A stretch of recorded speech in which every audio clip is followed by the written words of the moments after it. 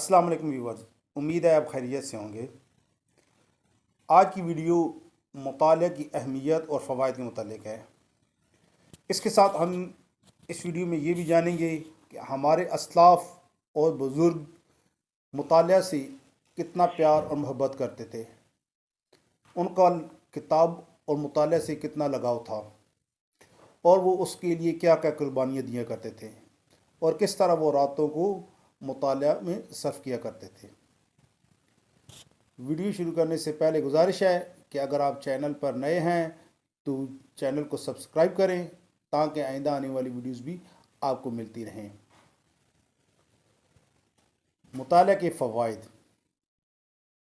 اکثر حضرات سے یہ سننے کو ملتا ہے کہ میں کتاب کا مطالعہ کرتا ہوں لیکن مجھے کچھ یاد نہیں رہتا، جبکہ میں بہت بغور پڑھتا ہوں، ٹائم کے ساتھ انرجی ضائع کرتا ہوں، لیکن مجھے کچھ یاد نہیں رہتا۔ ایک صاحب لکھتے ہیں کہ میں نے اپنے شیخ سے شکایت کی کہ میں نے ایک کتاب کو پڑھا ہے لیکن مجھے اس کا ایک حرف بھی یاد نہیں، یعنی مجھے اس کتاب میں سے کچھ بھی یاد نہیں۔ تو ان کے شیخ نے ایسا کیا، ان کو ایک کھجور کھانے کے لیے دی اور کہا کہ اس کو کھاؤ۔ تو وہ صاحب فرماتے ہیں کہ میں نے وہ کھجور لے کر کھجور کو کھا لیا۔ اب شیخ نے اس سے پوچھا کہ بتاؤ، کھجور کھانے سے تم بڑے؟ کہتا ہے نہیں، تو ویسا کہ ویسا ہوں۔ تو ان شیخ نے فرمایا کہ دیکھو، یہ کھجور کھانے کے بعد تم بڑے نہیں، لیکن یہ کھجور جو ہے اس کا کچھ حصہ جو ہے یہ تمہاری پیٹھ کے لیے شامل ہو گیا، کچھ حصہ جو ہے یہ تمہارے گوشت کے لیے، کچھ حصہ جو ہے یہ تمہاری اور اعضاء کے لیے جو ہے یہ مدد کا بس باعث بنا ہے۔ اسی طرح جس طرح یہ کچھ حصہ کھجور کا تمہارے لیے گوشت کا خون کا اور دیگر اعضاء کا حصہ بنا ہے، مطالعہ بھی ہے۔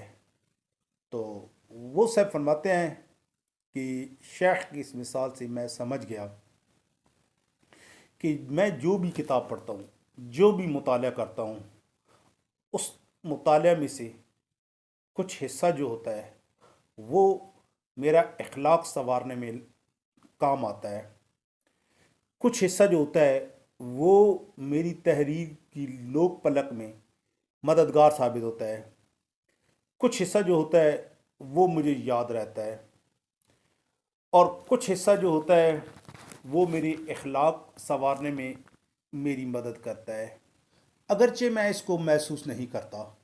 اس لیے اگر آپ بھی مطالعہ کرتے ہیں اور آپ کہتے ہیں کہ مجھے یاد نہیں رہتا تھا، تو کوئی مسئلہ نہیں، آپ اپنا مطالعہ جاری رکھیں۔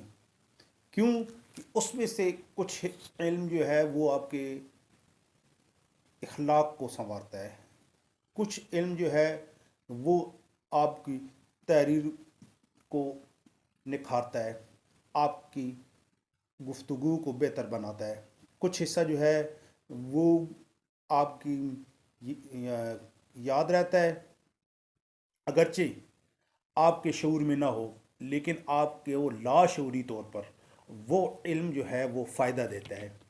اس لیے مطالعے کا ذہن بنائیں، اور اگر آپ مطالعہ کرتے ہیں تو اپنے مطالعے کو اور زیادہ ذوق و شوق کے ساتھ کیا کریں، کیونکہ یہ مطالعہ فائدہ دیتا ہے۔ اور ہمارے اسلاف جو ہیں وہ بہت زیادہ شوق رکھتے تھے مطالعہ کا۔ ایک علامہ صاحب فرماتے ہیں کہ ایک رات کے لیے مجھے مطالعہ کے لیے جاگنا خوبصورت حسین و جمیل عورت کی قربت سے زیادہ عزیز ہے، اور سوچتے ہوئے کسی فقہی مسئلے کو حل کرنے میں مجھے جو خوشی اور لذت اور جو سرور اور جو جھومنا عزیز ہے وہ کسی ساقی کے جام سے، جام شراب کے جام سے بھی زیادہ مجھے یہ عزیز ہے کہ کوئی فقہی مسئلہ میں حل کروں اور اس کے لطف میں جھوموں۔ اور آپ فرماتے ہیں کہ کاغذ کے اور اوراق پر چلنے والا قلم کی جو آواز ہے مجھے عشق و محبت سے زیادہ عزیز ہے۔ آپ فرماتے ہیں کہ مجھے جو کتابوں کے اوپر لگی ہوئی دھول وغیرہ ہوتی ہے وہ جھاڑنے میں اتنی لذت ہے کہ جو ایک حسین خوبصورت گنگنانے والی سے بھی زیادہ جو ہے میں اس کو خوبصورت سمجھتا ہوں، اس آواز کو جو کہ ان کتابوں کو جھاڑنے سے مجھے محسوس ہوتی ہے۔ اور کثرت مطالعہ کی وجہ سے آپ یہ فرماتے ہیں کہ میں راتوں کو جا کر مطالعہ فرم کرتا ہوں اور تم راتوں کو سو کر آرام کرتے ہو، اور تم یہ سمجھتے ہو کہ تمہارا علم میرے جیسا ہو جائے؟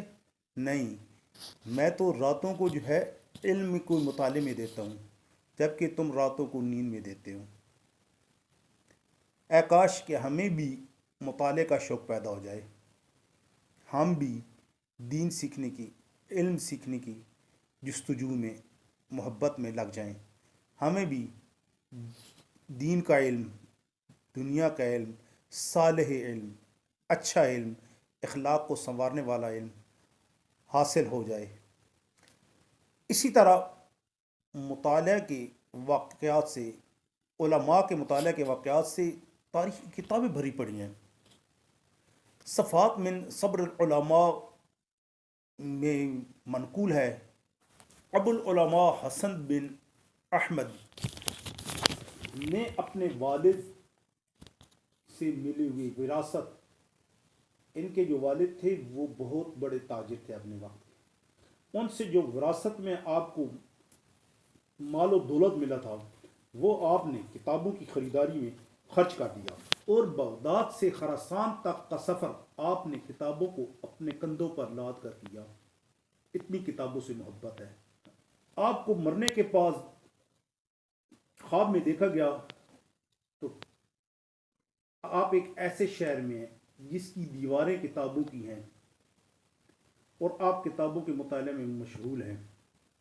تو آپ سے پوچھا گیا کہ یہ کیسی دیواریں ہیں یا یہ کیسی کتابیں ہیں؟ تو آپ نے فرمایا کہ میں نے اللہ عز و جل سے دعا کی تھی کہ اے میرے مالک کریم، میں جس حال میں دنیا میں رہتا ہوں، مرنے کے بعد قبر میں بھی مجھے ایسے حال میں رکھنا۔ تو اللہ عز و جل نے مجھے الحمدللہ ویسے حال ہی میں رکھا ہے۔ میں دنیا میں بھی کتابوں کا مطالعہ کیا کرتا تھا، اب قبر میں بھی کتابوں کا مطالعہ کر رہا ہوں۔ آپ دیکھیں کتابوں کا مطالعے کا کتنا زیادہ شوق ہے کہ اللہ تعالیٰ سے دعا کر رہے ہیں کہ یا اللہ میں مر جاؤں تو اس کے بعد بھی مجھے یہ توفیق دے کہ میں کتابوں کا مطالعہ کرتا رہوں۔ اور اللہ تعالیٰ نے کتاب مرنے کے بعد بھی ان کو کتابوں کے مطالعہ کا شرف عطا فرمایا۔ ایسا مالک کریم ہے، اور مطالعے سے ایسا محبت رکھنے والا ہے کہ مطالعہ سے محبت رکھنے والے کو بھی آپ نے مرنے کے بعد بھی وہی شرف عطا کیا ہے۔ آئیں ایک اور واقعہ سنتے ہیں۔ اشاق القطب میں حضرت ابو جعفر احمد بن عبد الرحمن قصری کہتے ہیں 40 سال ہو گئے میرے قلم کی سیاہی خشک نہیں ہوئی، یعنی 40 سال ہو گئے ہیں مجھے دن رات لکھتے ہوئے۔ اللہ اللہ اللہ، 40 سال تھوڑا سا عرصہ نہیں ہے، 40 سال بہت بڑا عرصہ ہے۔ آپ فرماتے ہیں 40 سال ہو گئے ہیں مجھے، میں دن رات لکھ رہا ہوں، میرے قلم کی سیاہی خشک نہیں ہوئی۔ یہ ان کی علم سے محبت بھی ہے، علم سے دوستی بھی ہے، اور ان کی کرامت بھی ہے کہ 40 سال تک انہوں نے ایسے انداز میں گزارے، اور اتنے قلیل وقت کے لیے اگر آرام کیا ہے کہ ان کی قلم کی سیاہی بھی خشک نہیں ہوئی۔ اور بعض اوقات ایسا وقت ہوتا کہ آپ کے پاس قلم دوات یا اوراق خریدنے کے لیے پیسے نہیں ہوتے، یا کتاب خریدنے کے لیے پیسے نہیں ہوتے تھے، تو آپ ایسا کرتے کہ اپنی کپڑے بیچ کر یا کتاب خرید لیتے، یا قلم یا اوراق خریدے تھے، سیاہی یا اوراق خریدے تھے. اتنا علم سے محبت، اتنا پیار، اتنا شوق مطالعے کا اور تحریک کا. شیخ الاسلام والمسلمین خواجہ قمر الدین سیالوی رحمۃ اللہ تعالی عنہ، آپ اخبار کا مطالعہ فرماتے تھے، اور آپ فرماتے کہ میں اخبار کا مطالعہ اسی لیے کرتا ہوں تاکہ ملکی حالات کے بارے میں مجھے آگاہ رہوں. اور ملکی حالات کے بارے میں آگاہ رہنا صحابہ کرام کی سنت ہے. میں اس سنت پر عمل کرتے ہوئے یہ مطالعہ کرتا ہوں. اس سے یہ بھی پتہ چلا کہ مطالعہ جو ہے یہ کرنے کے لیے اچھی نیت بھی ہونی چاہیے. مطالعے کے لیے اچھی نیت ہوگی تو اچھی نیت کا بھی ثواب ملے گا. مطالعہ تو ویسے بھی بندہ کرتا ہے اگر اس میں اچھی نیت ہو جائے کہ یار میں علم دین حاصل کرنے کے لیے کروں گا، یا میں ایک ہنر حاصل کرنے کے لیے مطالعہ کروں گا تاکہ اس ہنر سے میں رزق حلال کماؤں گا، رزق حلال کما کر میں اپنے بچوں کو رزق حلال کھلاؤں گا. یہ بھی ایک اچھی نیت ہوگی. نیت کا ثواب علیحدہ ملے گا، اور جو نیک کام کیا جائے گا اس کا ثواب علیحدہ ملے گا. اور قرآن و سنت پر عمل کرنے کی وجہ سے اس میں برکت بھی ہوگی. اور جو کام کیا جائے گا یا جو سیکھا جائے گا یا جو مطالعہ کیا جائے گا اس میں اللہ تعالیٰ برکت فرمائیں گے اور اس میں اضافہ فرمائیں گے. اس سے ایک یہ بھی معلوم ہوتا ہے کہ حالات سے باخبر رہنے کے لیے الیکٹرانک میڈیا، سوشل میڈیا اور دوسرے ایسے ذرائع جو ہیں ان کو با مقصد چیز کے لیے یا با مقصد علم کے لیے یا با مقصد کام کے لیے، اچھے کام کے لیے استعمال کرنا میں کوئی حرج نہیں ہے. کیا جا سکتا ہے اور اچھے کاموں کے لیے ان کو استعمال کرنا چاہیے، برے کاموں کے لیے استعمال سے بچنا چاہیے. ہمیں بھی چاہیے کہ ہم بھی اپنے اندر مطالعہ کا شوق پیدا کریں، اور دن میں ایک مخصوص وقت، یا مخصوص نہیں ہو سکتا تو کچھ نہ کچھ وقت مطالعہ کے لیے ضرور مختص کریں، اور اس میں مطالعہ کریں، اپنے علم میں اضافہ کریں، اور پھر یہ کوشش کریں کہ یہ علم جو ہے یہ دوسروں تک بھی پہنچائیں. ہمیں چاہیے کہ ہم کچھ نہ کچھ قرآن و سنت کے بارے میں، احادیث کے بارے میں، اسلامی تاریخ کے بارے میں پڑھیں. ہمیں اپنا پتہ ہونا چاہیے ہم مسلمان ہیں، ہمیں کیا، ہمارے آباء و اجداد کیا تھے، ہمارے رسول اللہ صلی اللہ علیہ وسلم اصحاب کرام کیا تھے، ان کی زندگیوں کو پڑھیں، ان کے احوال پڑھیں. یہ ہم کو پڑھنا چاہیے، ان کے بارے میں ہمیں علم ہونا چاہیے. اس کے ساتھ آپ اگر کوئی دنیاوی ہے تو وہ بھی حاصل کریں، دنیاوی علم پڑھیں. دینی اور دنیاوی علم میں کوئی فرق نہیں ہے. ہر وہ علم جو اللہ اور اس کے رسول کی پہچان کرواتا ہے، جو انسان کو انسان بناتا ہے، وہ دینی علم ہے. یہ آج کل یہ ایک ڈال دیا گیا ہے کہ دینی اور دنیاوی، جبکہ سب علم جو ہے وہ دینی علم ہے، کوئی دنیاوی علم نہیں ہے. آپ اگر کوئی ہنر سیکھتے ہیں تو روزی کمانے کے لیے سیکھتے ہیں، وہ بھی دینی علم ہے.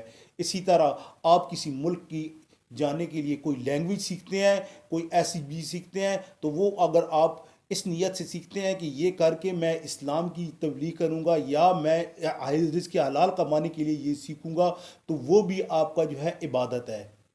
اس لیے یہ جو ایک غلط سوچ بنا دی گئی ہے کہ دینی اور دنیاوی علم، اس سوچ کو پرے پھینکیں.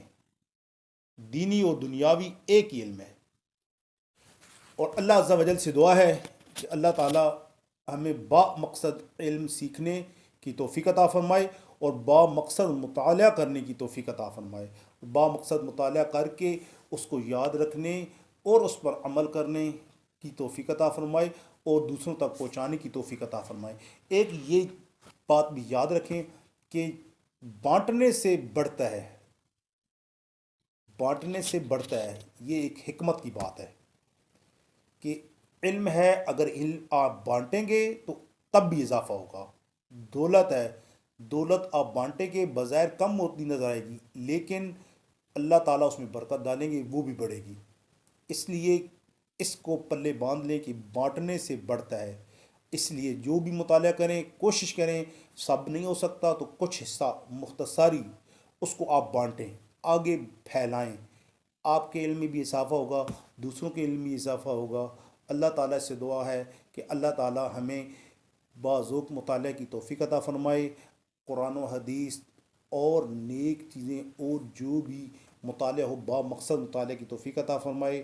اگر ویڈیو پسند آئے تو کمنٹس اور لائک ضرور کریں اور چینل کو سبسکرائب کریں تاکہ آئندہ بھی آنے والی ویڈیوز آپ تک پہنچتی رہیں۔